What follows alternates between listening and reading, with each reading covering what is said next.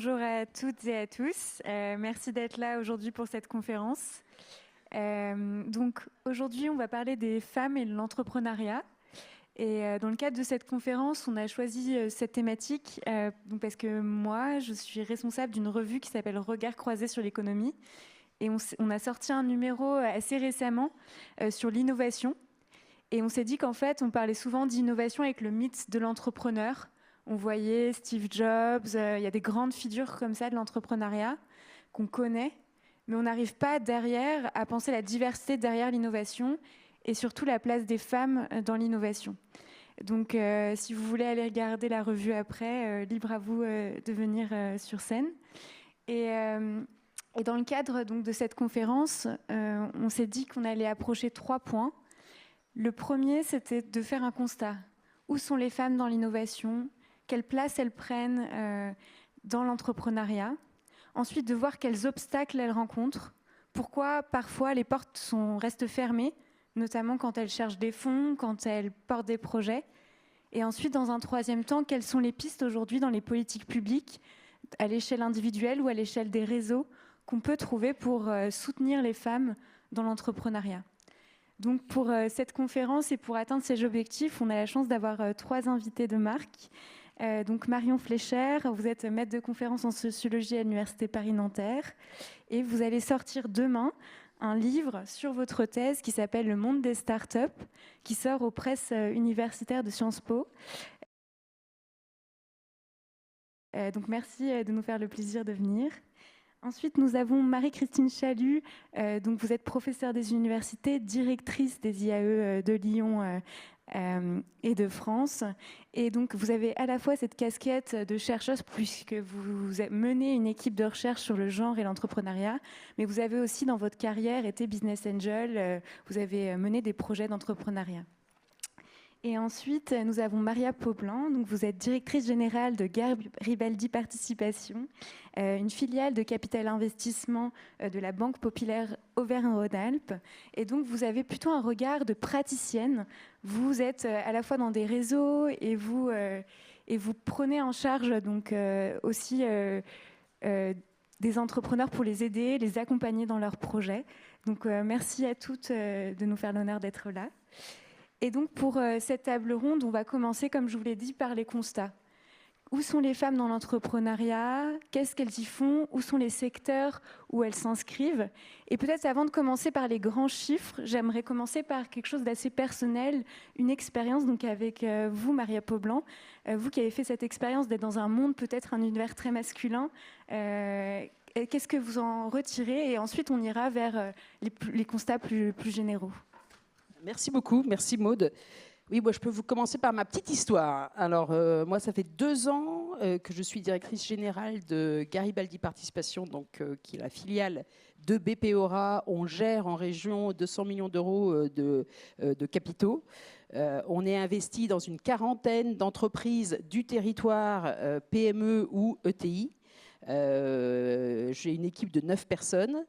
Et donc, quand je suis arrivée donc, il y a 2 ans, enfin, j'ai un parcours dans la banque et dans la finance qui sont quand même souvent des métiers d'hommes, donc notamment le haut de bilan, c'est un métier très masculin.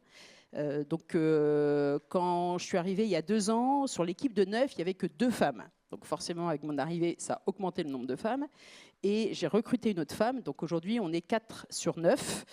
Donc on est à 44%. Et pour info, les objectifs de l'association des private equity qui s'appelle France Invest donnent comme objectif à l'horizon 2030 40%. Donc 2030, c'est pas demain, c'est dans quelques années, et c'est un objectif qui est sympa, mais on se dit qu'on n'y est vraiment pas du tout.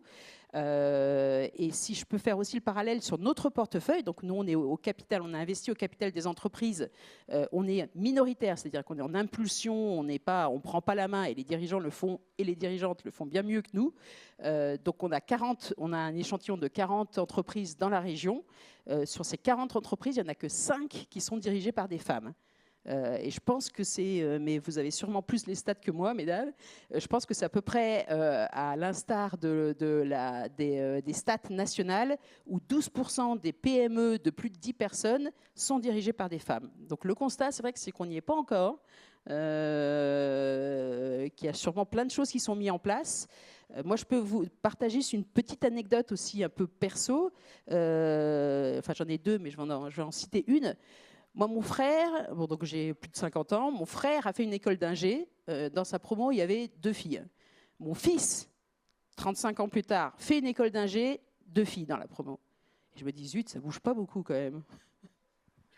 Bah, merci beaucoup pour ce constat. Et donc, est-ce qu'on pourrait avoir une idée un peu de où sont les femmes dans l'entrepreneuriat? Quels sont les grands chiffres, Marie-Christine Chalut? Alors, il y en a un qui a déjà été cité, mais Il était bon, il était bon. il est bon, ouais, exactement. Ouais, non, il n'y a pas de souci. Sur une étude de 2022, 33,5% des entrepreneurs sont des femmes, d'accord. Donc ça, ok. Mais ensuite, c'est là où ça devient, je dirais, intéressant et puis pas très positif non plus. C'est 12% sont des femmes dirigeantes de PME. Et si on va sur la zone plus de 100 personnes, on tombe à 8%. Et si simplement on regarde les femmes présidentes d'entreprises du CAC 40, parfois il y en a eu 0, je crois. Un peu avant Covid, on avait 0, 1, 2, 3, 4, 5. Je n'ai pas vérifié cette année. C'est quelque chose qui est intéressant. On parlera des lois à la fin, mais vous avez attaqué par les startups. Et hier, je faisais une autre conférence sur le genre, et avec la Banque de France notamment. Et dans les startups, on ne va pas non plus retrouver plus de mixité ou de gouvernance que ça. Il n'y a pas de mythe là-dessus. Et on verra que ça a peut-être un rapport avec les lois aussi. Alors, pour continuer peut-être un petit peu sur le panorama, non seulement on va avoir 8% par exemple de femmes qui vont gérer des entreprises de plus de 100 personnes, mais en plus, après, ça peut être aussi intéressant d'un point de vue positif. Elles vont être majoritairement dans des entreprises, enfin, elles se dirigent sur des entreprises à impact, de proximité, de service à la personne. Alors, je pense que dans le déroulé, on en reparlera. Mais peut-être qu'aujourd'hui, le but de ces conférences, c'est pas d'opposer les hommes et les femmes, je rassure les hommes dans cette salle, mais plutôt de voir les synergies qui peuvent s'opérer. Et je dirais qu'en tant que chercheur en management que je suis, aujourd'hui, on parle beaucoup de performance et on est sur des modèles finalement d'auteurs qui sont des modèles qui arrivent des États-Unis dans les années 60 et qui sont majoritairement écrits par des hommes. Donc le modèle de performance a des caractéristiques avec un certain nombre de stéréotypes. Et peut-être qu'à l'avenir, il faudra rapprocher simplement les différentes valeurs pour aller sur une autre forme de performance. Bon, ça, c'était pour ouvrir le débat. Merci beaucoup. Et donc, on a vu que les chiffres, donc il y a 33% de ces femmes, mais où sont ces femmes dans le secteur de l'entrepreneuriat? Quel type d'entreprise elles mènent, Marion Fléché? Alors moi, peut-être j'abonde complètement dans le sens des constats qui ont été faits, mais peut-être avant de développer, je voudrais préciser un peu d'où je parle, parce que je suis sociologue du travail, du genre et du numérique, et en fait, j'ai mené pour ma thèse une grande enquête sur les créateurs, créatrices de start-up, et mon objectif, c'était, plus largement sur le monde des start-up, mais mon objectif, c'était de déconstruire un certain nombre de mythes qui entouraient ces entreprises-là. Parmi eux, le fameux mythe du self-made man, selon lequel il suffirait d'un peu de talent, d'effort pour créer son entreprise et connaître le succès. Bon, il y avait un certain nombre d'autres mythes que j'interroge dans le livre aussi. Et donc, dans le cadre de cette enquête, je me suis intéressée au profil et aux trajectoires des créateurs, créatrices de ces entreprises particulières et aux modalités d'entrée dans la carrière entrepreneuriale, mais aussi aux conditions de réussite ou d'échec des trajectoires entrepreneuriales. Qu'est-ce qui fait le succès d'une start-up? Qu'est-ce qui fait au contraire son échec? Et puis, quel coût ça a selon les profils de ces personnes? Donc, je vais m'appuyer ici sur une enquête qui est à la fois qualitative, puisque j'ai rencontré au total plus de 90 créateurs, créatrices de start-up, mais aussi quantitatif, puisque j'ai fait passer une enquête par questionnaire et j'ai constitué une base de données de 500 fondateurs et fondatrices de start-up et qui m'ont permis de dégager des profils, des tendances dans les caractéristiques sociales, économiques de ces personnes. Et donc, effectivement, un des premiers constats qu'on peut dire, c'est que effectivement, les femmes sont très largement sous-représentées dans cet univers. Mais pour autant, c'est un peu paradoxal parce que les femmes sont quand même présentes dans l'entrepreneuriat en général. En fait, plusieurs études montrent que les femmes entreprennent, mais les femmes sont très souvent à la tête d'entreprises individuelles. Alors là, je regardais les chiffres hier pour m'actualiser un peu, mais selon les derniers chiffres de l'URSSAF, en 2022, 80% des entreprises créées par des femmes sont des auto-entreprises. Donc elles sont très très massivement en fait à la tête d'entreprises qui n'emploient pas de salariés. Donc voilà, c'est important parce que ça veut dire qu'il y a quand même une segmentation genrée du monde de l'entrepreneuriat entre d'un côté des petites entreprises, micro-entreprises tenues par des femmes, et puis de l'autre côté des entreprises employeuses qui lèvent des fonds, qui génèrent du profit, des bénéfices qui sont plutôt monopolisés par des hommes. Et donc, de ce point de vue-là, moi, quand j'ai mené mon enquête, je me suis un peu plongée aussi dans les données de l'INSEE. Ça confirme ce résultat-là. Donc, j'avais regardé les données de 2014. Donc, les entreprises créées en 2014, 30% de ces entreprises-là, donc je parle de sociétés, cette fois-ci, des sociétés qui emploient des salariés, seulement 30% sont créées par des femmes. Et bien, en 2018, ça n'a pas changé. On est toujours à 30%. Et quand on regarde les entreprises innovantes, on tombe à 23%. Et donc là, on voit bien que plus on va dans le monde de l'innovation, de la technologie, du numérique, moins elles sont présentes. Et c'est encore plus flagrant quand on regarde les startups à succès. Alors, la French Tech a produit 2 classements. La French Tech 120 qui classe les 120 plus grandes startups françaises, et puis le Next 40 qui répertorie les 40 plus grandes startups françaises. Eh bien, il y a seulement 14 femmes à la tête des 120 plus grandes startups, donc à la tête.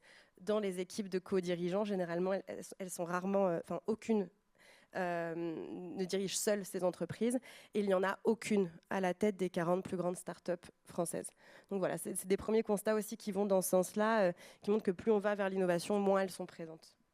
Merci beaucoup pour tous ces constats. Et du coup, pourquoi les femmes n'ont pas le leadership? Pourquoi elles créent moins d'entreprises, de start-up notamment? Et peut-être on peut commencer par vous, Marie-Christine Chalut. Je vais vous expliquer pourquoi je suis arrivée sur le genre dans mes recherches scientifiques.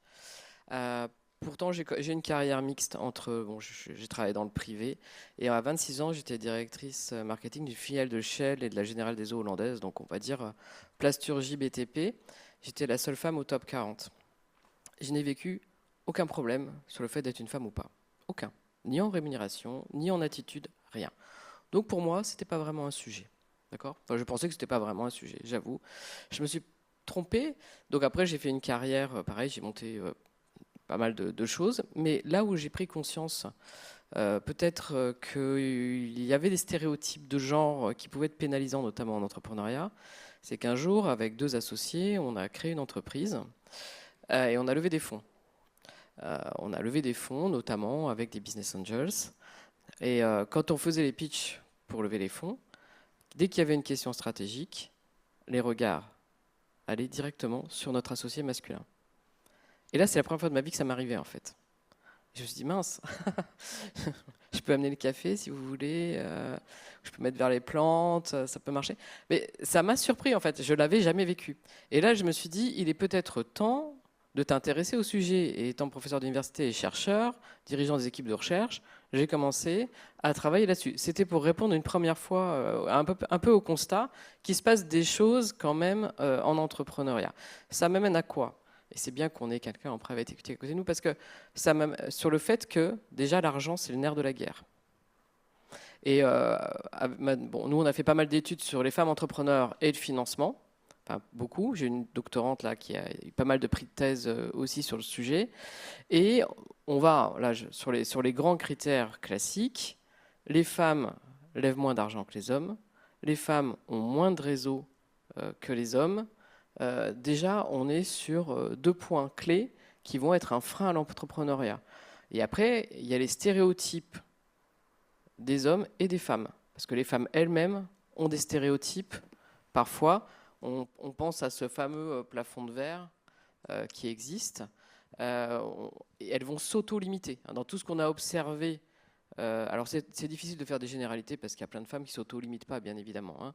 Donc, indépendamment des stéréotypes masculins, quand j'étais Business Angels, on a eu des fois à dire à des groupes de jeunes femmes, demandez plus. Parce qu'on sait très bien que sur une levée de fonds, elles vont, alors je vais parler de pas technique, mais elles vont cramer le cash trop vite, et derrière, elles n'auront pas eu le temps de développer leur business model. Donc, allez-y, demandez 300 et pas 200, vous aurez une chance d'arriver au 2e tour. Voilà. Et ça nous est arrivé principalement avec des projets portés par des femmes. Et on reviendra après, faites-moi penser, je ne vais pas tenir le micro tout le temps, mais sur effectivement ces stéréotypes par rapport au financement. Et juste peut-être pour compléter, je pense que c'est aussi parce que le monde des VC est quand même un monde de mecs masculins.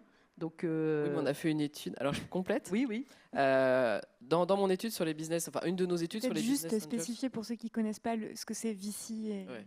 Donc c'est venture capital. En gros, pour lever des fonds quand on est une start-up, c'est-à-dire une entreprise innovante, c'est un monde particulier de levée de capitaux qui s'appelle des venture capital pour financer l'innovation.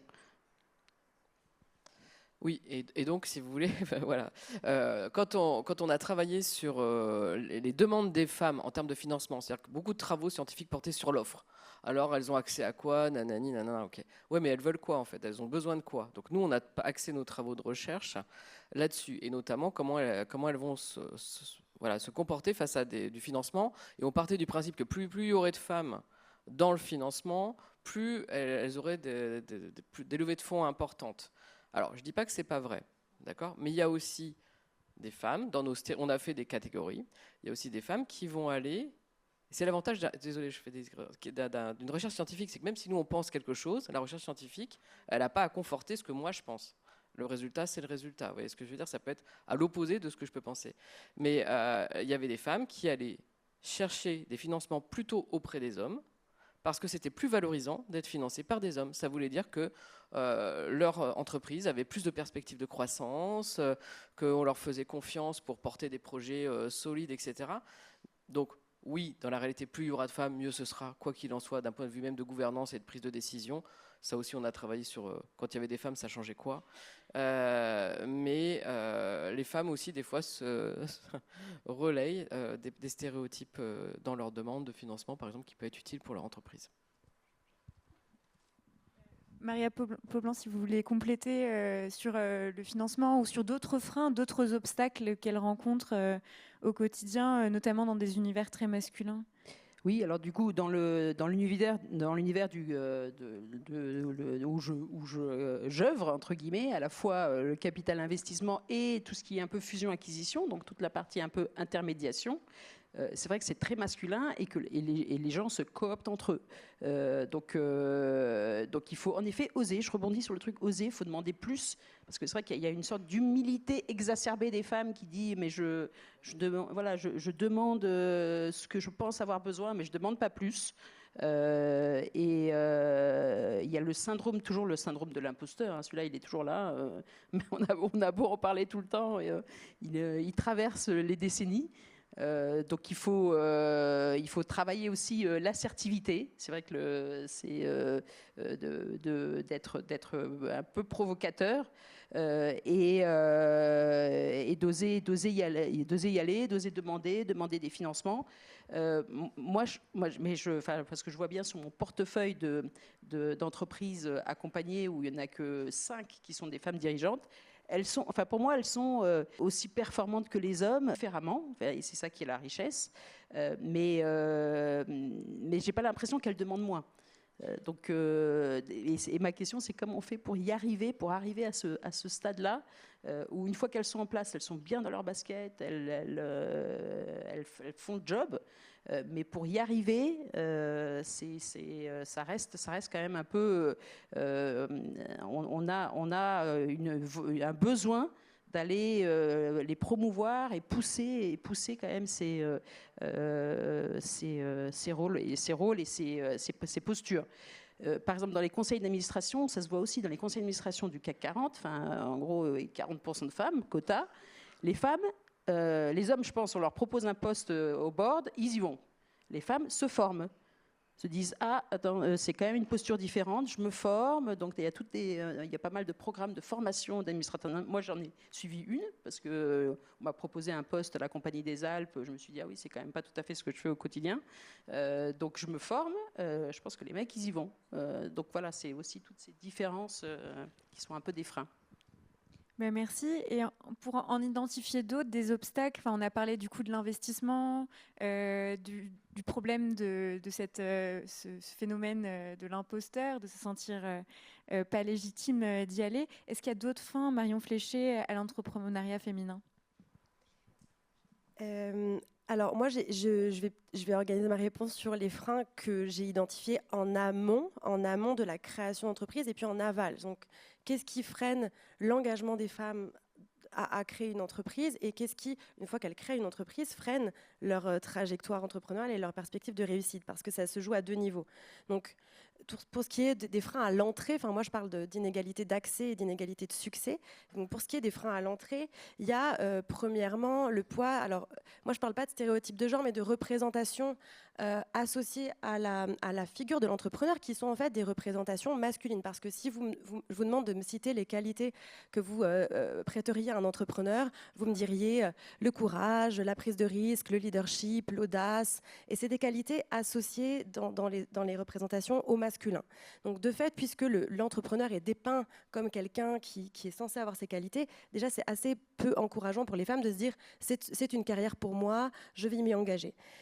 Et ce sont aussi des représentations qui sont entretenues par les récits qui sont faits des success stories de la Silicon Valley. Quand on parle d'Elon Musk, quand on parle de Steve Jobs, on les présente comme des héros, qui ont réussi, visionnaires, qui ont réussi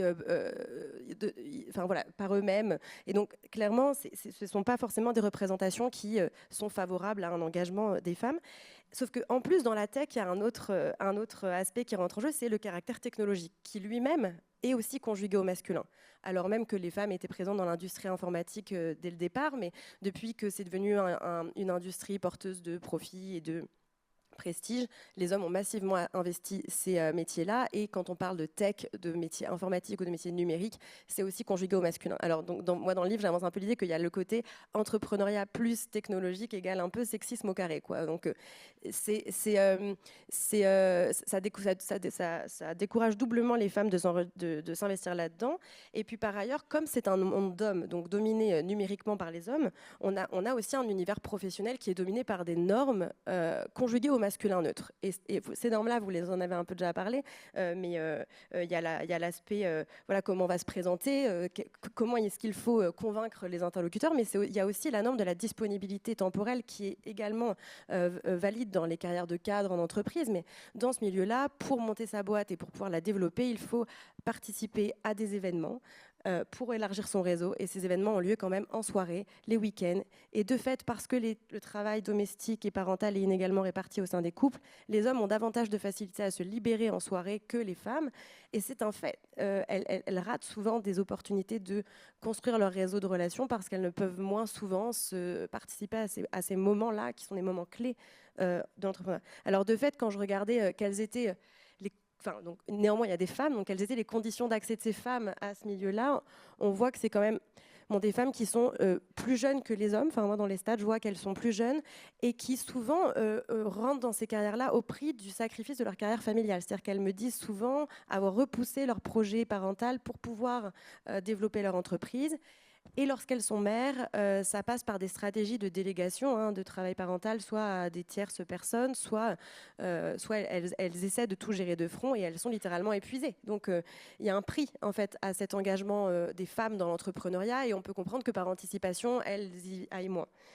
Et puis ensuite, il y a les freins au succès. Et effectivement, moi, je le mesure très clairement, j'ai fait une régression sur mes données. Si je prends en compte sur les chances de lever des fonds, à même caractéristiques sociales, c'est-à-dire à même niveau de diplôme, même origine sociale, même caractéristiques de l'entreprise, même nombre d'associés, même type d'innovation, même type de projet, même durée dans la création, une femme a 2,2 fois moins de chances de lever des fonds qu'un homme. Et donc, du coup, c'est un peu le restant qui reste inexpliqué, cette différence inexpliquée. Alors, on peut quand même l'expliquer. Moi, en entretien, les femmes, elles me parlent toutes de situations où elles ont effectivement vécu différentes formes de mépris à leurs égards dans les levées de fonds, des réflexions de la part des investisseurs qui leur demandent est-ce qu'elles vont être capables de gérer, est-ce qu'elles se sentent avoir les épaules, et elles parlent aussi toutes alors c'est moi qui le dis comme ça, le stigmate sexiste de la maternité, c'est que même lorsqu'elles ne sont pas mères, elles sont vues comme des mères potentielles. on va leur demander mais qu'est-ce qui va se passer lorsqu'elles vont avoir un enfant? Est-ce qu'elles vont être capables de tout gérer de front? Question qui n'est jamais adressée à leurs homologues masculins. Jamais dans une levée de fonds, les hommes se voient questionner là-dessus. Et puis par ailleurs, il y a une autre dimension qui joue dans les levées de fonds, c'est que c'est un rapport de force. Une levée de fonds, il faut réussir à convaincre l'investisseur que la valeur de l'entreprise que l'on a créée est bien cette valeur-là. Donc c'est un rapport un rapport de force, puisque voilà, il faut convaincre. Et donc quand on veut convaincre, plein de dimensions sont en jeu, la réputation, la confiance, et c'est immédiatement social, et c'est éminemment imbriqué dans des logiques d'homologie sociale éventuellement, enfin en tout cas dans des rapports de domination où de fait les investisseurs qui sont majoritairement des hommes blancs, assez âgés, issus du milieu des affaires, ont tendance à favoriser des personnes qui leur ressemblent et des projets qui leur parlent.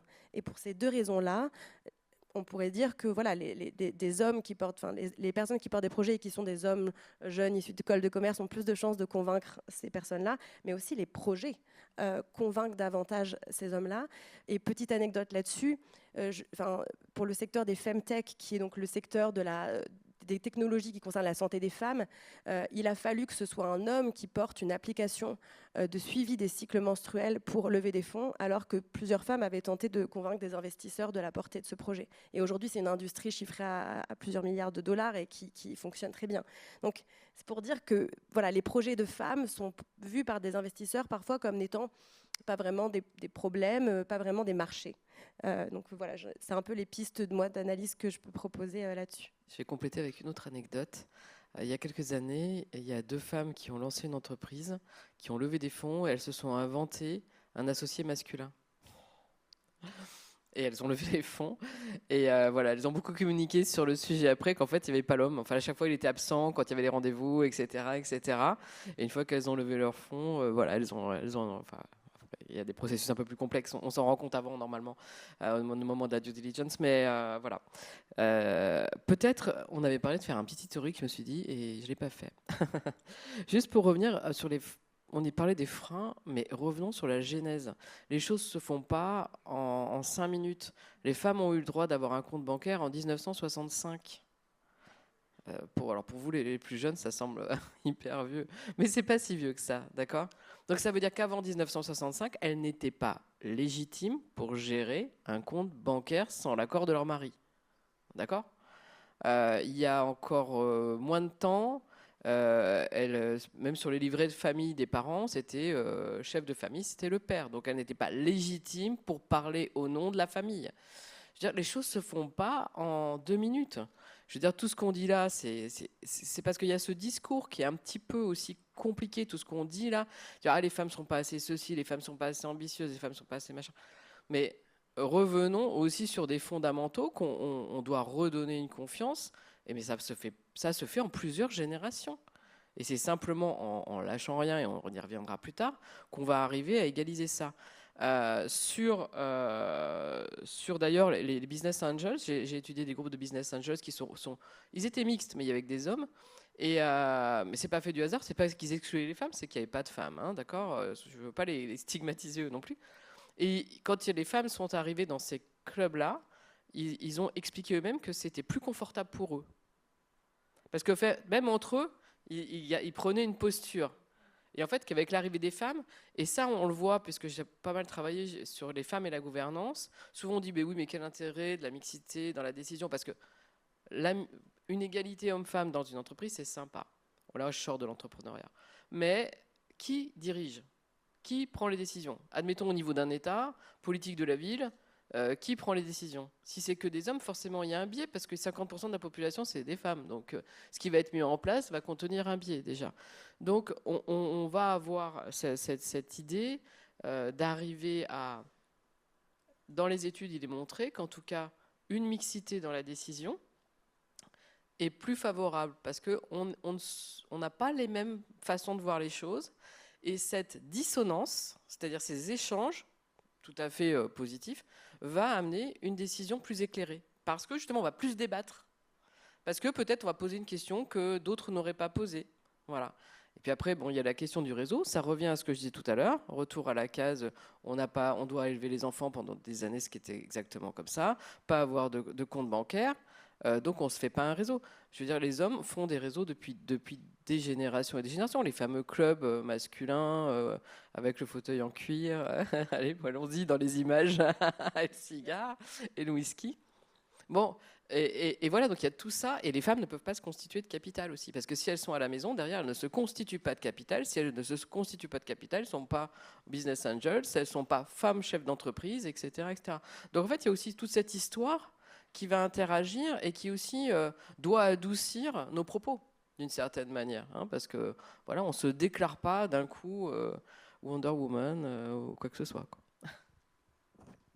Après, est-ce qu'il n'y a quand même pas, parce que je reviens à mon anecdote d'ingénieur quand même, est-ce qu'il n'y a quand même pas une appétence? Parce que quelque part, moi je continue à pas très bien comprendre pourquoi les maths font tellement peur aux femmes, pourquoi les écoles d'ingénieurs, il n'y a pas plus de parité dans les écoles déjà, qui est un peu peut-être la première étape pour voilà. C'est vrai que moi ça reste quand même une interrogation. Et par exemple, moi, de nouveau, anecdote personnelle, mon fils donc a fait une école d'ingé en data. C'est là où il a rencontré sa copine. Il y en avait donc deux, une mignonne, voilà. Donc il a géré. Elle est partie vers du commercial et lui est parti vers du technique. Donc, il y a quand même peut-être aussi un sujet où la peur des maths, je sais pas, il y a peut-être quand même un truc aussi de goût, d'appétence. Voilà, ça, je demande aux sociologues. En plus, c'est marrant parce que c'est mon nouveau sujet maintenant, la place des femmes dans la tech. En plus, je ne le savais pas. Hein. Vous n'êtes pas trompé. Mais ce que montrent pour le coup plusieurs études, c'est que la sous-représentation des filles dans les filières techniques, technologiques, dans les écoles d'ingénieurs, mais aussi des femmes dans les métiers les plus technologiques, ne sont pas liées à une absence, à un manque de goût, d'appétence ou d'intérêt. Au contraire, en fait, toutes les études montrent que jusqu'à assez tard au lycée, elles manifestent toutes un intérêt pour ces matières-là. En revanche, elles sont plutôt encouragées, elles sont découragées par leur entourage et à la fois par leur milieu familial, mais aussi par les enseignants et enseignantes, à aller vers des filières qu'on associe à des filières féminines, à des métiers féminins. Alors, et de fait, ou plutôt, je vais le dire autrement, elles sont pas forcément encouragées à aller vers des filières féminines, mais elles sont découragées d'aller vers des filières masculines, parce qu'on anticipe le fait que ce sera a priori un milieu un peu hostile pour elles. Alors, je parle aussi pour les mères, en fait, les mères de famille. Si votre fille vous dit, moi, je veux faire une école d'ingénieur, et que là, vous vous dites, du coup, tu vas te retrouver la seule dans une classe. En fait, ce que montrent les données sur lesquelles j'ai travaillé, c'est que quand même, le milieu familial anticipe l'hostilité du milieu, et donc c'est pour ça aussi que ça fait plus de 40 ans qu'on a des politiques publiques qui cherchent à encourager les jeunes filles à faire des études dans le numérique, à aller dans des écoles d'ingénieurs. Les politiques de sensibilisation, elles sont là et elles n'ont pas marché. Alors effectivement, parce que c'est pas ça le problème. C'est pas qu'elles manquent d'intérêt, c'est parce que tant qu'on va pas changer la culture professionnelle d'un milieu et la culture dans des filières, pour la rendre inclusive, et quand je parle inclusive, c'est pas juste dire on va avoir plus de femmes, c'est-à-dire qu'on va les prendre en compte, sanctionner les comportements déviants, le sexisme ordinaire, les violences sexistes, sexuelles qui font partie d'un continuum. Et bien, de fait, on va pas créer les conditions optimales pour que les femmes puissent y aller et s'y sentir à leur place et donc pouvoir s'y maintenir. Puisque par ailleurs, dans ce secteur, l'autre problème, c'est plus tant de faire venir les femmes, c'est de les garder. On a ce qu'on appelle un phénomène dit du tuyau percé, puisqu'il y a une grande partie des femmes qui sont diplômées d'écoles d'ingénieurs ou d'informatique et qui ne restent pas dans ces métiers. Donc pour moi, ce qui paraît être en jeu, c'est surtout la culture professionnelle du milieu, les logiques d'avancement à la carrière, et il y a vraiment quelque chose à travailler à cet endroit, et non plus seulement sur les femmes, et on va du coup y revenir peut-être dans la troisième partie. Exactement, on est arrivé finalement à la troisième partie qui est, mais finalement, comment changer les choses. Et je crois qu'on voit que malgré toutes les politiques publiques, malgré toutes les initiatives, c'est vraiment dur de changer. Vous avez rappelé l'historique, mais c'est dur de changer une culture qui n'a pas favorisé l'entrepreneuriat des femmes, l'investissement des femmes. Donc peut-être on peut commencer par vous, Maria Poblan, avec votre expérience. Vous, qu'est-ce qui a pu aider concrètement des femmes à s'engager, à construire des carrières, à réussir dans ces milieux dans votre expérience? Alors, je rebondis déjà sur ce que dit Marion. C'est vrai qu'il faut déjà être quand vous êtes salarié, être déjà dans la bonne organisation. Moi, j'ai déjà vécu le plafond de verre, je suis partie. Et aujourd'hui, je suis dans une organisation chez BPOA, je ne vais pas faire la pub, sponsor de l'événement, mais qui est Great Place to Work, qui a un label AFNOR d'égalité professionnelle, où ces sujets, il ne peut pas y avoir de sujets déviants. En gros, donc c'est vraiment très favorable à la mixité, à la parité. L'intervention que je fais là, je l'ai fait aussi en interne. Donc il y a vraiment une volonté de l'organisation d'être une organisation paritaire. Donc ça, c'est hyper important. Il ne faut pas rester. Si c'est pas le cas, on n'a plus à subir des trucs. Faut arrêter, quoi. Bref, donc faut partir. Après, je pense que il faut aussi avoir un peu des modèles. Alors moi, j'ai eu la chance, c'est vrai, dans mon parcours professionnel, d'avoir un peu des sponsors ou des modèles ou des tuteurs, parfois masculins, c'est pas que des femmes, qui m'ont aidé, qui m'ont promu à des postes où je me suis dit, ah bon, vraiment j'ai jamais managé, on me propose un poste de 500 personnes. Ah ouais, ok, mais sûr, oui, t'as qu'à faire une formation sur l'assertivité. Voilà, donc ça, premier conseil, il faut faire des formations sur comment être assertif, comment oser, comment ne rien lâcher. Faut se forcer à le faire. Il y a une autre recette, c'est vraiment de rentrer aussi dans des réseaux féminins. Moi, je suis rentrée dans des réseaux féminins, grandes écoles au féminin, et ça m'a aidé dans ma carrière. Ça m'a donné des petits coups de piston, des petits coups de pouce à un moment donné. Ça permet de partager, de se retrouver de l'énergie, de la force. Alors, et là, je vais plutôt parler de mon expérience à moi, mais donc moi, avec mes collaboratrices, déjà à parité, à compétence égale, je prends une femme. Moi, mon objectif dans mon équipe, c'est qu'on est 9. Je veux vraiment arriver à la parité, et je pense que ça va permettre de faire bouger aussi comment on voit les entrepreneurs. Si on est nous dans le monde du capital investissement ou du venture capital, la parité, ça a forcé ce mouvement. Et donc j'accompagne aussi mes collaboratrices de façon un peu plus étroite, pour oser, pour ne rien lâcher, pour se créer des réseaux. Attendez, j'ai plein de recettes, je tourne ma page parce que j'en ai écrit plein. Non, pas plein, je vais arrêter. Donc je les accompagne aussi pour bien pitcher, entre guillemets, pour bien se présenter et pour ne rien lâcher. Et c'est vrai que c'est un travail. J'ai coaché une fois pendant 6 mois une collaboratrice pour qu'elle puisse oser une promotion, du coup oser aussi une augmentation de sa rémunération. Donc c'est de l'accompagnement au quotidien. Et après, j'ai des idées pour après, mais on en parlera peut-être après. Donc Marie-Christine Chalut, peut-être un angle un peu plus global. Non, simplement pour compléter dans les pratiques d'entreprise, puisque nous on est en management, donc on va étudier aussi ça. On a une doctorante qui a fait une étude sur la SNCF, et là on n'est plus dans l'entrepreneuriat, mais on est sur comment promouvoir aussi. Et ils ont mis en place, à un moment donné, il y a quelques années, du reverse mentoring. Alors là aussi on peut trouver des stéréotypes, et donc c'était des hommes qui avaient une carrière bien aboutie dans l'entreprise, qui allaient justement accompagner des femmes de l'entreprise à finalement progresser dans leur carrière. Et ça a eu un double impact, indépendamment de peut-être aller casser un plafond de verre, mais ça a montré aussi à ces hommes ce que vivaient ces femmes. Et c'est là où je dis qu'il faut créer la rencontre aussi. Il ne faut pas opposer, il faut créer la rencontre.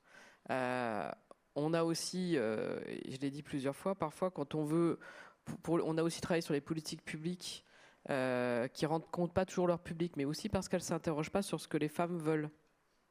C'est des politiques publiques qui vont effectivement, mais qui ont beaucoup de qualité, mais qui vont s'intéresser à, voilà, il y a besoin de ça, il y a besoin de ça, on va les former à être plus assertives, à faire, voilà, nanana. Mais en fait, elles ont besoin de quoi concrètement? Et ça, on perd on n'a pas le temps de le faire, ou on n'y pense pas, j'en sais rien, ou on reste sur des stéréotypes anciens sur c'est quoi la performance, c'est quoi un chef d'entreprise. Et c'est là où il y a peut-être quelque chose aussi à faire évoluer. Et même, on a fait une comparaison de 2 incubateurs, un incubateur mixte, un incubateur féminin. Et ce qui était intéressant, c'est que l'incubateur féminin, parce que l'accompagnement va vraiment compter dans l'entrepreneuriat, et notamment chez les femmes, c'est vraiment important. Et l'incubateur féminin avait de meilleurs résultats en termes de création d'entreprise et de pérennité, mais il y avait un biais sur un pan, celui de la finance, par rapport à l'incubateur qu'on a étudié, qui est mixte. les femmes dans l'incubateur mixte ne voyaient pas de particularité à être une femme dans le financement de leur entreprise. Contrairement aux femmes qui étaient dans l'incubateur féminin, parce qu'en fait, la manière, donc on a creusé ça un peu plus, on a participé aux formations pour voir, etc. On a réinterrogé les jeunes femmes, ou pas que jeunes d'ailleurs, c'est tout âge. Et en fait, on va voir des formations et dire, bon alors vous les femmes, bon, vous avez des problèmes pour lever des fonds, hein.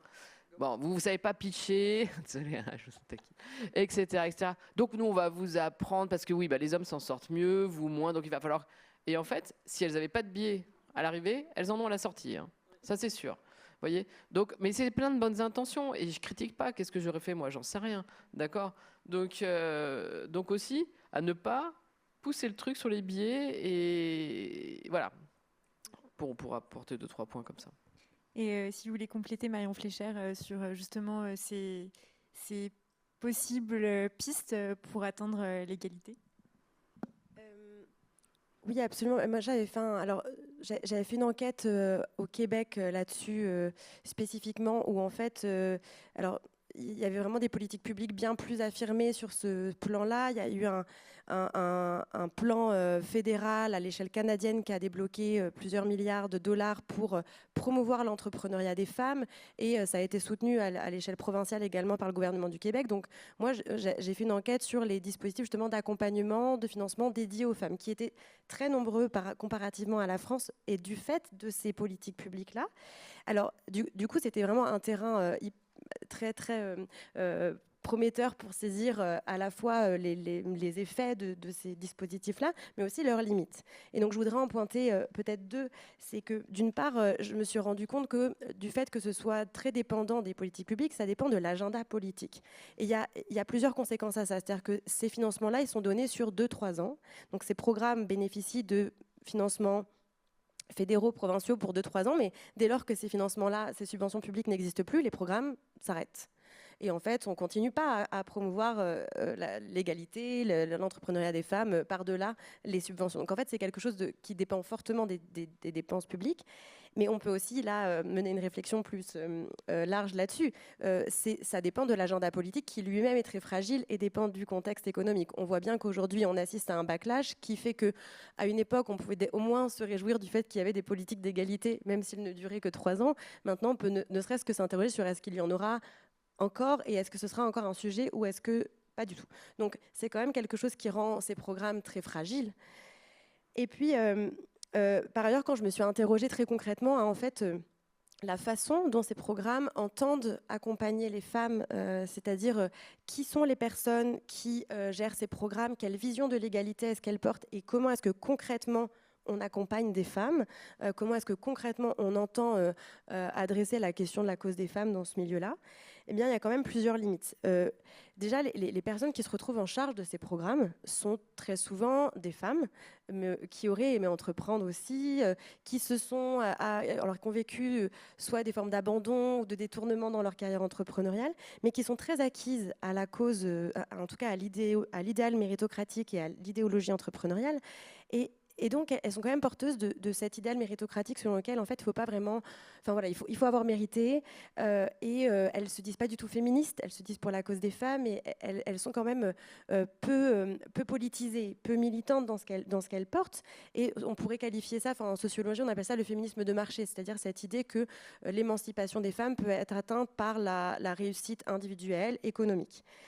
C'est intéressant, mais le problème de cette vision, c'est que ça tend à obscurcir les obstacles structurels. C'est-à-dire qu'on tend à mettre l'effort sur l'individu, sur les femmes. Et ce qui me paraissait assez marquant en regardant tous ces programmes, c'est comment ce qu'ils cherchent à faire, c'est à changer les femmes plutôt que les structures. Et ce constat, je le vois à la fois dans... Vous l'avez un peu dit, hein, les formations qu'on offre, qui sont des formations au leadership, aux compétences financières, et sous-entendu, ce seraient des compétences que n'auraient pas les femmes. Et donc, il faudrait les leur donner pour qu'elles se hissent au même niveau que les hommes. Et donc ça rejoint un modèle, un peu le modèle du déficit individuel, qui consiste à dire que tout le poids du changement doit être adressé, en tout cas porté par les femmes et non pas par des structures. Et moi, la critique que je pourrais faire de ces programmes qui, néanmoins, ont le mérite d'exister, hein, je pense que je n'ai pas la solution miracle, hein, mais c'est le fait que effectivement, c'est aux femmes de porter tout ce poids-là du changement, alors qu'il me semble que les biais qu'on a pointés, les normes qui sont problématiques, elles ne viennent pas des femmes, elles viennent des normes de ce milieu qui seraient peut-être à changer. C'est-à-dire que dans les problématiques d'égalité, on veut toujours faire amener les femmes aux hommes. Mais est-ce que ce n'est pas aux hommes de changer? Est-ce que ce n'est pas aux hommes d'être formés, d'être sensibilisés, d'être changés dans leur pratique? Et donc, ce que vous disiez dans le fait de rendre peut-être le monde de l'investissement plus mixte, c'est un premier pas, à mon sens, absolument fondamental. Et ensuite, voilà, moi je pense que les formations devraient être plutôt peut-être dédiées à d'autres acteurs, d'autant plus que ce que vous pointez est très juste. Les femmes qui passent par ce type de structure, donc que ce soit des structures d'accompagnement dédiées aux femmes ou des structures de financement dédiées aux femmes, souffrent d'un autre biais, c'est-à-dire que pèse sur elles l'idée qu'elles ont réussi parce qu'elles ont été des femmes, et elles ne sont pas vraiment bonnes par elles-mêmes, mais parce qu'elles ont bénéficié d'un traitement de faveur. Et ça, c'est très prégnant dans ce milieu-là. Et ça amène beaucoup de femmes, celles qui ont en tout cas les moyens de s'en passer, de contourner ces réseaux-là. De fait, il reste dans ces réseaux que celles qui n'ont pas les moyens de faire autrement. Et ça vient recréer des inégalités entre les femmes elles-mêmes. Donc c'est peut-être la critique que je peux. Non, mais dans les catégories, on est aussi l'opportuniste. Enfin, moi, j'en ai fait plusieurs. Enfin, dans les catégories, il y a celles qui vont éviter ces aides parce que justement, ça voudrait dire qu'elles sont faibles et qu'elles en ont besoin. Et puis, il y a tellement les opportunistes qui vont dire je vais en profiter quand même pour récupérer les aides. C'est vrai qu'aussi, on en a un peu parlé, mais la famille va compter. Et on avait l'idée d'aborder un peu la partie internationale aussi pour avancer. Alors, le Canada a été évoqué. J'ai aussi fait un petit peu de temps au Canada. Ils sont un peu aussi sur le modèle américain et québécois, un peu matriarcal. C'est un petit peu différent de chez nous, où on a des structures comme Evol qui vont aider les femmes, mais qui vont aller jusqu'au financement, etc. Alors que nous, tout est un peu segmenté chez nous. On aime bien tout, voilà, on appelle ça un millefeuille chez nous. Donc, il y a rarement quelque chose qui va vous prendre jusqu'au bout et vous amener. Et puis, bon. Et puis, voilà. Et simplement, je revenais donc sur peut-être dans les éléments internationaux intéressants.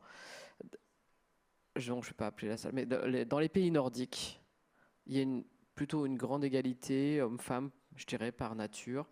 Bon, aucun système n'est parfait, mais il y a moins de femmes entrepreneurs. Voilà, 4 ou 5% de la population, pour une moyenne à 9 sur l'OCDE, par exemple. Et là où il y a le plus de femmes entrepreneurs, c'est en Afrique. D'accord ? Les femmes, en Afrique, entreprennent beaucoup plus. Alors pour plein de raisons, il y a des raisons de survie, etc. Mais il y a aussi des raisons d'une forte entraide dans les familles élargies, où les enfants sont pris en charge aussi. La femme peut aller créer son entreprise, la gérer, etc. etc. Là, je fais un super résumé, désolé, parce que c'est beaucoup plus large que ça. Donc voilà, même dans des pays où on a tout fait pour la parité et qu'elle existe, comme dans les pays nordiques, c'est pas pour autant qu'il y a plus de femmes entrepreneurs, il y en a même moins. Bon, après, j'ai pas creusé plus que ça, je vous donne ça simplement en constat. Et là où il y a vraiment l'énergie entrepreneuriale féminine, même si elle est beaucoup axée sur l'entrepreneuriat de nécessité, bien évidemment, mais chez les hommes aussi, se situe plutôt en Afrique. Merci beaucoup. On va passer maintenant à un temps de questions. Donc, vous pouvez envoyer vos questions par SMS et je les aurai sur la tablette. Une question que j'ai trouvée assez intéressante, c'est pourquoi les femmes ont des réseaux moins importants alors qu'on les considère normalement comme plus sociables, plus à même à faire des rencontres. Est-ce qu'il y a les temps sociaux peuvent être une raison? Est-ce qu'il y a d'autres raisons à ça, la difficulté pour les femmes de se faire des réseaux? Je ne sais pas. Oui, je pense qu'il y a réseau et réseau aussi, parce que c'est pas parce on peut avoir des réseaux de relations et des sociabilités étendues, mais pas des réseaux de relations pertinentes pour créer une entreprise. Et je pense qu'elle est là la différence, c'est-à-dire que effectivement, les femmes qui entreprennent, elles ont un réseau, mais est-ce qu'elles ont le bon réseau constitué de banquiers, d'investisseurs, d'autres entrepreneurs qu'ont les hommes? Et là, la question, c'est effectivement peut-être la question des temps qu'on a évoquée, mais peut-être aussi la question de la transmission des réseaux par les parents. Est-ce que les parents transmettent également leurs contacts à leur fils qu'à leur fille? Alors, j'ai pas vraiment spécifiquement travaillé sur cette question-là, mais ça pourrait être aussi une autre piste d'analyse. Est-ce qu'elles sont autant encouragées à entreprendre, et de fait, est-ce que lorsqu'elles entreprennent, les pères, ou en tout cas les membres de la famille élargie masculins, les mettent autant en contact avec leurs contacts, enfin avec leurs relations que les garçons? Je sais pas. Après, il y a aussi ces réseaux féminins qui sont une façon de contourner, mais c'est vrai que c'est pas mixte, ça a aussi des désavantages, parce que c'est uniquement les femmes. Mais c'est vrai que sur Lyon, il y en a quand même beaucoup, des réseaux féminins. Il y a dans les grandes écoles au féminin, il y a Elle on Board, il y a toute la partie aussi Capital Investissement, qui fait des réunions par France Invest au féminin. Même chez BPORA, il y a les L de BPORA, donc dans les organisations en interne et en externe, il y a pas mal de réseaux féminins. Donc je pense que ça prend, et je pense que c'est utile, parce que tous ces réseaux, on rencontre des avocats, des intermédiaires qui sont des femmes et qui peuvent ensuite... mais je pense que chacun doit être un peu en mode Kaizen, ou chacune d'ailleurs, de se dire comment je fais pour aider et pour favoriser un peu l'entrepreneuriat au féminin. Et pour rebondir, c'est ce que je me disais en préparant cette conférence. Moi, par exemple, j'essaie de mettre en avant les femmes dirigeantes de mon portefeuille, mais je pense que je ne le fais pas assez. Et je pense qu'il faut peut-être que j'aille aussi me dire, tiens, je vais faire de la prospection sur des entreprises qui sont dirigées par des femmes, pour dire, tiens, je vais essayer de rentrer au capital. Et je le fais, c'est en préparant cette conférence que je me suis dit, je peux faire peut-être un petit pas de plus, Kaizen, pour monter l'Himalaya, non pas que pour monter l'Himalaya, mais pour avancer. Il y a une question assez intéressante sur qu'est-ce que les femmes apportent à la table quand elles entreprennent. Quelle est la spécificité de l'entrepreneuriat par rapport à celui des hommes? Peut-être Marie-Christine Chalut. C'est un mec qui a posé cette question. Alors, je vais pas faire une réponse exacte à la question, mais enfin, on va pas se justifier de ça, quoi. En gros, désolé. Quand j'étais au Canada, elles décomplexent beaucoup. Un jour, elles m'ont dit, faut que les femmes arrêtent d'hésiter. Ça fait des années qu'on supporte des mecs incompétents. Non mais, désolé. Il peut y avoir des femmes moins compétentes, des femmes plus compétentes. On ne va pas toujours se justifier comme quoi on serait meilleur, ou que parce qu'on est dans la décision, ce serait mieux. Ah non, chacun doit apporter sa pierre à l'édifice. Donc, selon les entreprises et secteurs d'activité, voilà, on va. Alors, bien sûr qu'il existe des études. Là, je vous fais la réaction irritée. Mais bien sûr qu'il existe plein d'études pour dire que quand on apporte plein de choses. Sur les dossiers de Business Angels, par exemple, ou autres de dossiers, les femmes ont tendance à aller plus en profondeur sur les dossiers, à aller travailler plus sur la partie market, marché, etc. Pas s'intéresser juste à la valo au final, même si la valo au final est intéressante, mais on sait aussi qu'elle est aléatoire par nature. Donc voilà, à s'intéresser, à aller creuser un petit peu plus les choses, à s'intéresser à certaines choses que les hommes ne s'intéresseront pas. Et ce sur quoi les hommes s'intéressent, ça va être une synergie. J'y reviens encore. C'est-à-dire qu'eux, ils vont apporter ce côté où vont peut-être aller plus gratter certaines choses et autres, et les femmes d'autres. Et voilà, et on va se réunir. Et derrière, il y a des chances que la décision soit meilleure. Voilà, c'est le monde du et pas du ou. C'est et, c'est pas ou. Et si je peux me permettre d'ajouter aussi quelque chose, je pense que cette question, elle est quand même intéressante, parce que inévitablement, quand on pose la question de la place des femmes dans un milieu masculin, ça pose cette question de ce qu'elles apportent, et on rentre dans des formes de binarité, dans des risques d'essentialiser ce qu'est l'homme et ce qu'est la femme. Et je pense que c'est ça le gros problème, c'est que comment on pense l'inclusion des femmes sans risquer de les ramener à une condition féminine, et donc de revenir à qu'est-ce qui serait des qualités proprement féminines. Ce que font plein de discours économiques, politiques, lorsqu'ils promeuvent la cause des femmes, c'est de dire les femmes, elles vont apporter l'écoute, la douceur, la bienveillance, le relationnel, et ça va faire du bien à des équipes tech ou dans des équipes de direction. Or, je pense qu'il ne faut pas penser le problème comme ça, mais c'est vrai que c'est difficile, il y a une difficulté et même épistémologique à penser l'inclusion des femmes sans risquer de les ramener à leurs conditions de femmes. Et donc, je pense que là, il y a quelque chose qui est aussi de l'ordre de la binarité des genres un peu, et des stéréotypes qui nous enferment. Mais vous avez tout à fait raison, je pense qu'il faut juste... là, pour le coup, essayer un peu de casser ça en arrêtant de poser cette question en ces termes, en fait, en se disant quelles compétences apporte cet individu. Et d'ailleurs, il y a des femmes dans les études, c'est aussi quelque chose qu'on retrouve beaucoup. Quand on leur dit alors, vous êtes une entrepreneur féminine, enfin vous êtes femme et entrepreneur, et elles disent non, moi je suis entrepreneur. Hein, elles ne se définissent pas sur le genre. Elles se définissent sur leur projet, comment elles le développent, etc., etc. Et beaucoup d'entre elles sont comme ça. C'est nous qui travaillons dessus. Mais... Il y a beaucoup de questions sur les conseils pratiques, notamment quels conseils donneriez-vous à une femme qui hésite à se lancer par peur de l'échec et aussi des conseils sur vous, les obstacles et comment vous les avez surmontés. Je me tourne vers vous, Maria Poblan, mais on peut aussi parler aux deux chercheuses. C'est ce que j'ai un petit peu dit. Moi, je pense que j'ai confiance en moi. C'est vrai que c'est peut-être une question de personnalité. Enfin bon, je ne vais pas vous raconter toute mon histoire, mais j'ai une histoire assez particulière. Donc, je me suis affermie et je suis bien dans mes baskets, bien dans mes bottes, et j'ai confiance en moi. Et je ne me laisse pas faire. Donc c'est vrai que c'est peut-être déjà un trait de personnalité. Alors si on ne l'a pas, il faut essayer de l'avoir. De se dire, il ne faut pas se laisser faire, il n'y a pas de raison. Et il faut à la fois oser, quand ça ne vous convient pas, il faut bouger. Moi j'ai bougé beaucoup dans ma carrière professionnelle. J'ai dû bouger 5-6 fois. Parfois par opportunité, on est parti aux États-Unis, ou parfois parce que j'avais le plafond de verre. Donc à un moment, je me dis, bon, je ramène 50% du résultat, je ne suis pas promu, je ne suis pas augmenté. À un moment, c'est bon, il se débrouille. Donc, je pense qu'il faut être aligné avec qui on est et oser. Avancer, trouver la bonne, comme je le disais, la bonne organisation aussi qui vous convient, ou le bon métier qui vous convient, ou la bonne façon d'entreprendre qui vous convienne. Mais pour rebondir là-dessus, je pense qu'il faut aussi que nous, on a aussi un peu, ce qu'on se disait, Marie-Christine, un rôle à jouer. Par exemple, moi, je veux recruter des stagiaires femmes dans le private equity. J'ai très peu de CV. Donc, j'ai dit à mes collaborateurs en arrivant, il y a 2 ans, je veux que les stagiaires, ce soit 50% des femmes. On n'a que des hommes.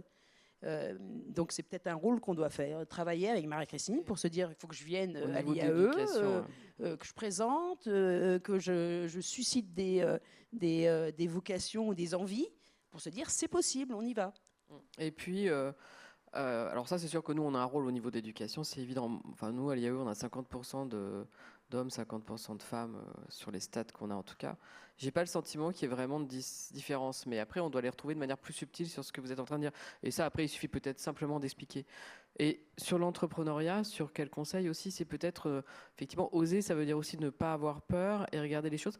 J'ai une coach qui accompagne beaucoup de femmes entrepreneurs et qui sont déjà sur, je dirais, la trentaine et qui disent oui, mais bon voilà, mes enfants s'ils sont malades, c'est une telle charge d'entrepreneuriat. Et en fait, cette personne qui les accompagne, elle leur dit mais attendez, moi j'étais entrepreneur pendant des années. En tant qu'entrepreneur, si je veux amener mon gamin à 16h chez le médecin, je l'amène. Par contre, si je suis salarié dans une entreprise, je peux peut-être pas. Vous voyez ?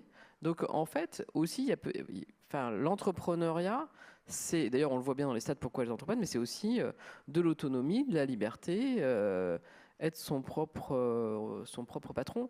Et puis, si ça marche pas, aujourd'hui, il y a tellement aujourd'hui, les banques et les investisseurs, l'entrepreneur est quand même en risque très limité. Hein.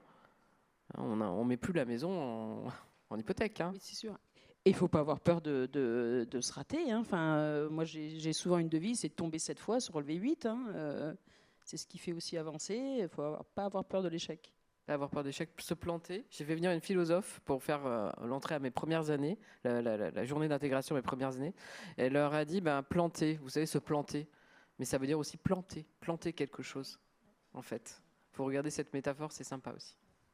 Et il y a beaucoup de questions sur, on a beaucoup parlé des femmes, mais que doivent faire les hommes pour changer les choses parce que c'est vrai qu'il y a des conseils qui ont été donnés aux femmes, mais est-ce qu'il peut y avoir des conseils donnés à l'autre genre Peut-être Marion Fléché.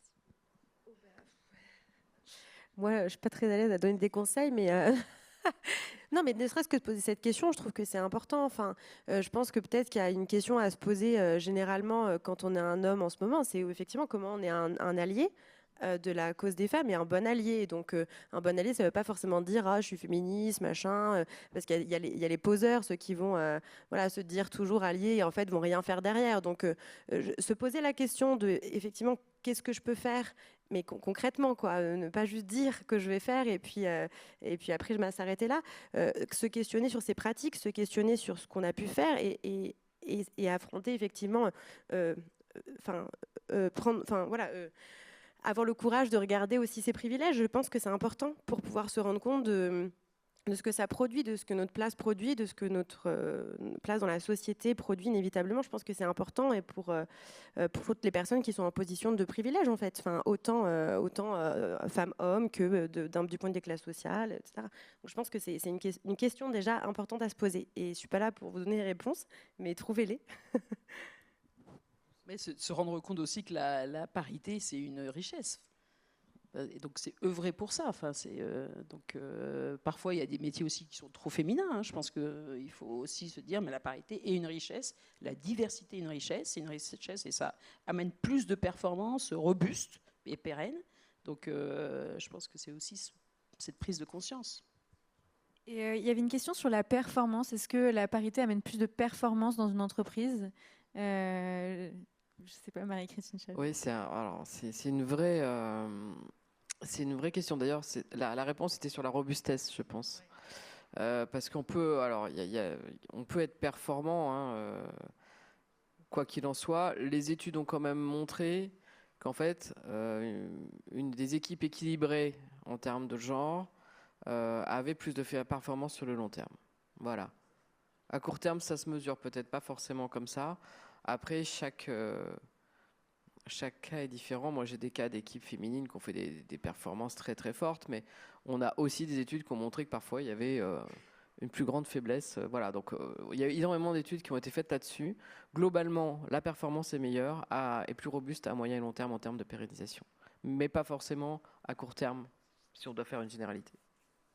C'est vrai que ça revient sur la robustesse, et ça fait le lien aussi avec un autre débat qui est un peu parallèle, mais qui est aussi un peu sur cette diversité, c'est le financier et l'extra-financier. Si on arrive à mélanger la partie RSE et le financier, ça donne plus de robustesse. Et c'est de nouveau du « et », hein, c'est pas « ou », mais c'est comment faire en sorte que la performance soit plus durable, plus robuste. Et de nouveau, là, c'est pour lever des financements. Et peut-être que c'est par là aussi qu'il y a une voie peut-être une solution possible. C'est que c'est vrai que les femmes vont beaucoup sur la RSE. Et quelque part, à un moment, ça converge. Donc ça peut aussi amener plus de parité dans les équipes dirigeantes, un peu par la RSE. Mais effectivement, ça a été un argument quand même avancé par pas mal d'entreprises lorsqu'elles ont développé leur service RSE, politique d'égalité, de dire faire rentrer les femmes, ça améliore la performance économique de l'entreprise. Donc il y a l'argument économique de rentabilité à l'égalité. Moi, je vous propose aussi un peu de sortir de ce paradigme-là, parce que en fait, poser l'équation en ces termes-là, c'est aussi ramener toujours à une affaire de performance qui devrait peut-être être juste une affaire de justice sociale. Parce qu'en fait, peut-être que c'est pas la performance qu'il faut tout le temps viser, mais juste le fait que on puisse avoir une égalité de fait dans tout un tas de domaines. Et donc, est-ce qu'elle doit être posée en termes de performance ? Moi, je suis pas forcément certaine de la portée heuristique de cette question-là, parce que c'est peut-être aussi réduire la question de l'égalité, voilà, à une question de profit. Ça dépend quand même de l'univers, parce que si tu reprends sur la théorie des organisations, les entreprises sont faites pour faire du profit. Donc on parle de performance du coup. Voilà, c'est pour ça que je pense que ça revient. Après, si on parle dans la fonction publique, voilà, c'est différent. Mais même si la performance est importante, on peut l'avoir sur plus long terme, etc., etc. Donc voilà, je dirais que je comprends pourquoi on arrive sur ce sujet systématique de la performance. Après, c'est comment on voit la performance en essayant d'assurer la survie, la pérennité, la croissance de l'entreprise en fait. Alors là, on a une question pour Marion Fleischer. L'origine sociale gomme-t-elle ou accentue-t-elle la disparité sur la proportion d'entrepreneurs femmes ? Est-ce qu'il y a un effet de l'origine sociale ? Oui, absolument, parce que là, on se concentre, enfin, on a beaucoup parlé des différences femmes-hommes, mais il y a des différences aussi intra-genres, donc entre les femmes. Effectivement, c'est pas du tout pareil d'être une femme issue des milieux, enfin, voilà, des classes supérieures, sortie d'une des plus grandes écoles de commerce en France, qui a fréquenté voilà, toute sa vie des milieux d'affaires par ses parents, par sa socialisation primaire, etc. Et qui, je pense, fait partie de ces femmes-là. Enfin, moi, dans mes enquêtés, c'était celles qui tenaient justement des discours les plus réfractaires à ces réseaux de femmes, à ces dispositifs spécialisés pour les femmes, parce qu'elles en ont pas tant besoin. Elles peuvent tout à fait réussir par elles-mêmes, mais parce qu'elles ont plein d'autres ressources par ailleurs. Ce sont des femmes dominantes, ce sont des femmes qui peuvent, qui ont des ressources pour pouvoir dépasser les inégalités femmes. Et c'est aussi ce qui fait qu'il y en a beaucoup qui ont, pendant très longtemps, pas vraiment subi comme vous le disiez aussi, dans leur carrière d'inégalité salariale ou de carrière liée au fait qu'elles étaient des femmes. Parfois, il y a des ressources qui permettent de s'en sortir. Effectivement, il y en a d'autres qui vivent de manière un peu plus frontale les inégalités. Effectivement, les femmes racisées, issues d'immigration, ou même juste les femmes de milieux, enfin, voilà, issues de milieux populaires, ou qui, en tout cas, ont aussi subi dans la sphère familiale davantage d'inégalités de partage du travail domestique et parental. Ces femmes-là peuvent avoir plus de difficultés. Et voilà, sans être racisées ou vraiment de classe populaire, moi, j'ai eu des femmes qui me racontaient que depuis qu'elles étaient à leur compte, on leur avait vendu qu'elles allaient pouvoir mieux articuler leur temps de vie, mais ça, c'est juste traduit par elles sont à domicile et leur conjoint se repose encore plus sur elles et elles ont vraiment de la misère à mener tout de front. Donc voilà, effectivement, toutes les femmes ne se valent pas en termes de ressources. Ouais, c'est là où l'importance des aides doivent être pensées aussi, parce que nous, on a interrogé environ 70 femmes entrepreneurs, et donc de toute origine, de toutes conditions, etc. Et elles n'ont pas les mêmes biais face au financement, par exemple, selon différentes cultures ou un passé familial où les parents ont été extrêmement voilà, en difficulté, ont mal vécu les banques, désolé, ou ont mal vécu, voilà, ou dans une culture où voilà, on ne demande pas d'argent, où on veut se débrouiller par soi-même. Et c'est là où l'accompagnement, à mon avis, mais personnalisé, doit être là, parce qu'il y a des grosses sources de performance, des grosses sources de performance aussi par rapport à ces femmes-là. On a beaucoup d'accompagnement de ces femmes, et comme elles ont aussi vécu des parcours particulièrement difficiles, elles amènent une énergie aussi que peut-être quelqu'un qui a été favorisé n'amènera pas. Oh, on fait des généralités, mais voilà, elles ont une très belle énergie différente, et elles nécessitent parfois d'être un petit peu accompagnées pour trouver la bonne voie et maintenir leur alignement, parce que ça, c'est important pour qu'on permette on va pas les transformer en ce qu'elles sont pas, on va juste leur permettre de s'épanouir avec ce qu'elles sont, quoi. Alors, on a reçu plusieurs fois la même question. Selon vous, la parité est-elle une question de volonté politique ou de changement culturel plus large dans l'écosystème entrepreneurial? J'ai l'impression que c'est un peu le serpent qui se mord la queue, mais... Hier, j'étais à la Banque de France, et donc la Banque de France on parlait de ça aussi avec l'association de l'Alliance pour la mixité en entreprise et la loi Rixain et la loi Copé-Zimmermann, qui ont permis justement d'avoir des parités sur les conseils d'administration ou autres. Et le constat était de dire que justement, dans tout ce qui n'est pas soumis à ces lois-là, les chiffres tombent ou ne bougent pas. Donc, moi, je n'étais pas fan au tout début de ça. Puis finalement, je me dis que c'est quand même particulièrement utile. Puis peut-être qu'on peut prendre le problème justement en deux morceaux.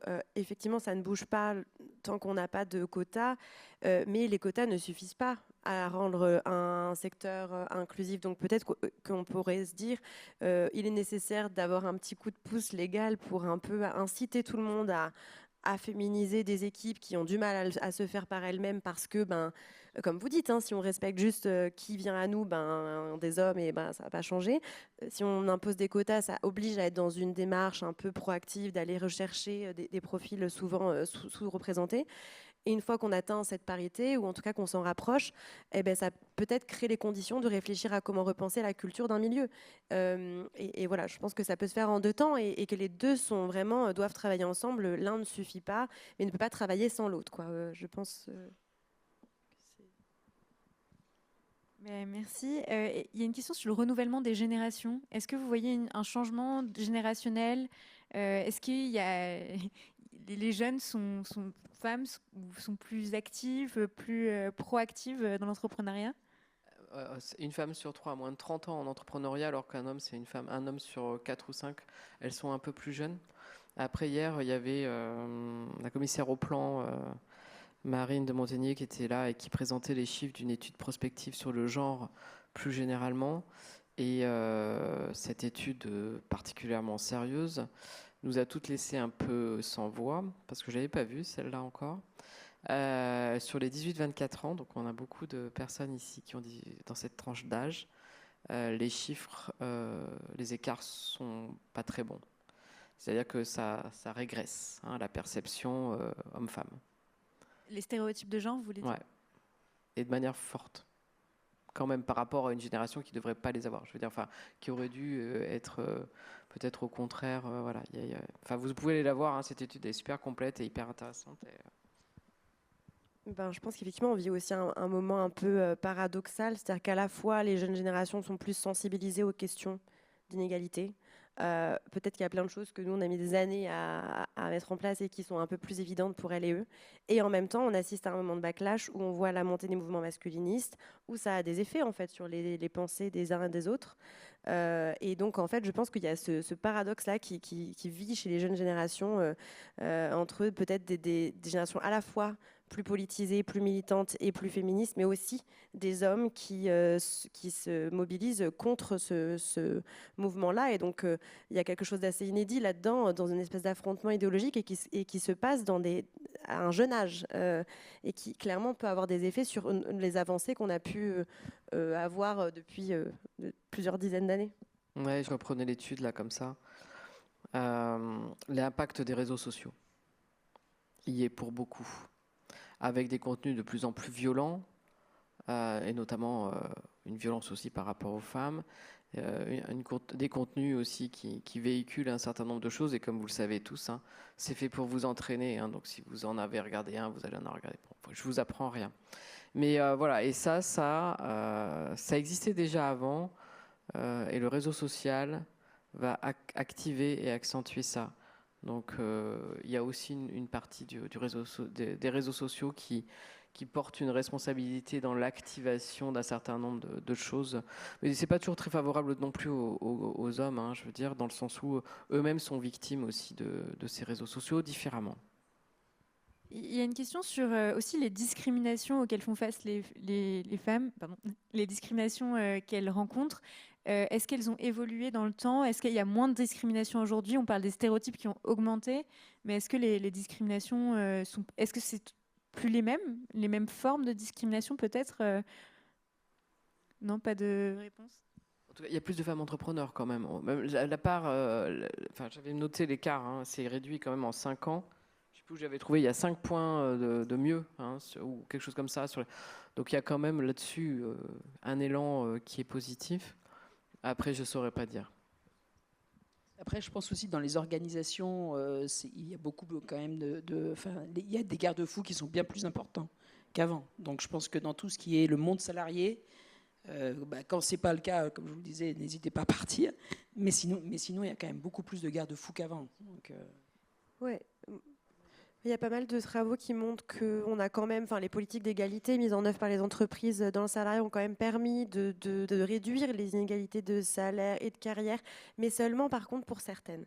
C'est-à-dire que seulement pour celles qui sont cadres et qui peuvent vraiment peut-être davantage briser le plafond de verre, il y a quand même des inégalités qui restent assez importantes quand on regarde en bas de la hiérarchie ou quand on regarde la segmentation horizontale des métiers, où en fait les métiers de femmes sont toujours les plus mal payés, les plus déconsidérés, les plus dévalorisés dans la société, tandis que les métiers d'hommes peinent encore et toujours à se féminiser. Et donc il y a des choses qui bougent pour certaines catégories, mais il y a aussi des choses qui ne bougent pas. Et par contre, je ne sais pas si des choses reculent.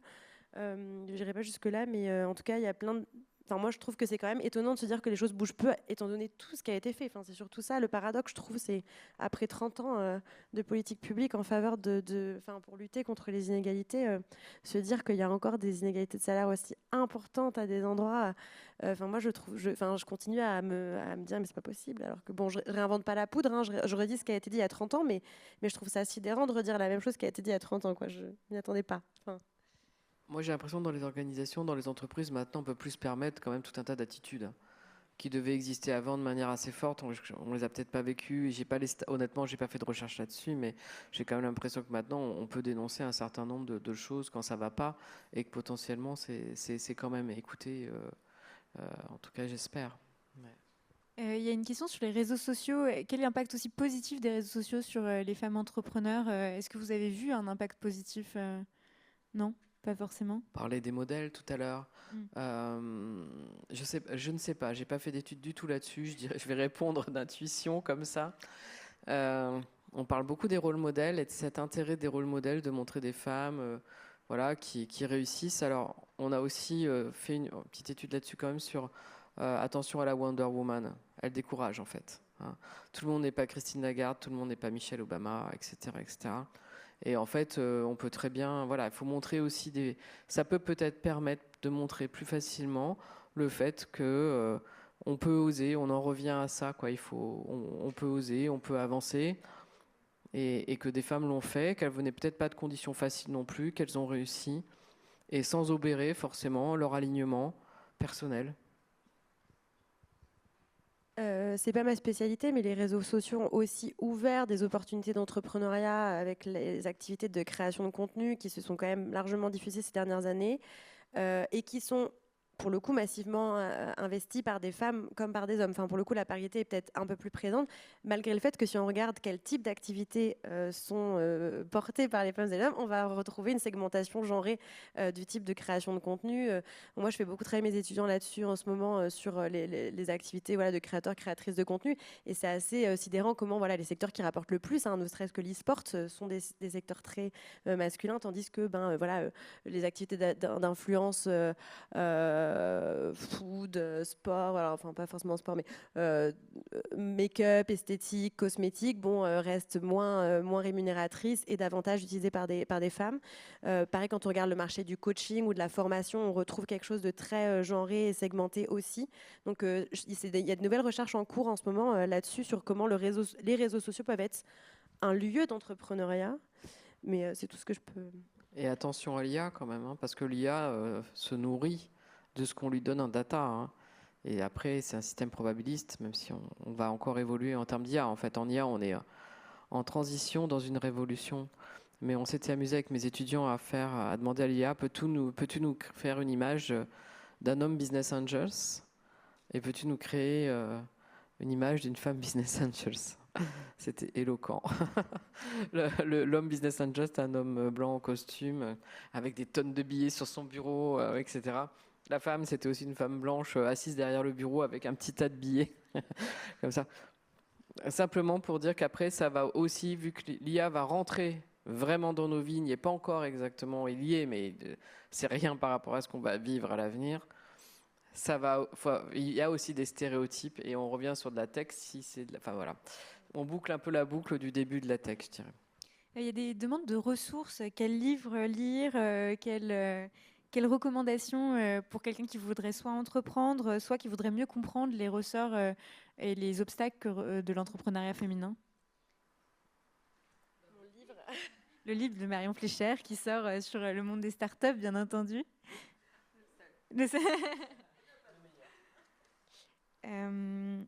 Alors, je reçois plein de questions, désolée si je ne les fais pas toutes, je ne les suis pas toutes. Est-ce que... Alors, attendez.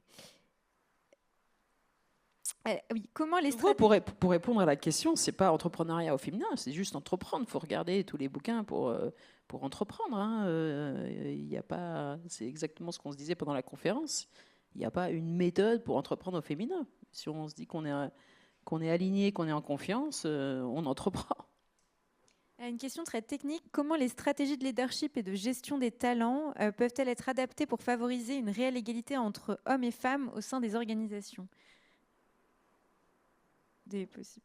Est-ce que la gestion des talents, ça peut être un outil Bah oui, dans les organisations. Et de nouveau, là, c'est vrai que par exemple, chez BPORA, il y a vraiment une volonté d'être à parité ou à mixité.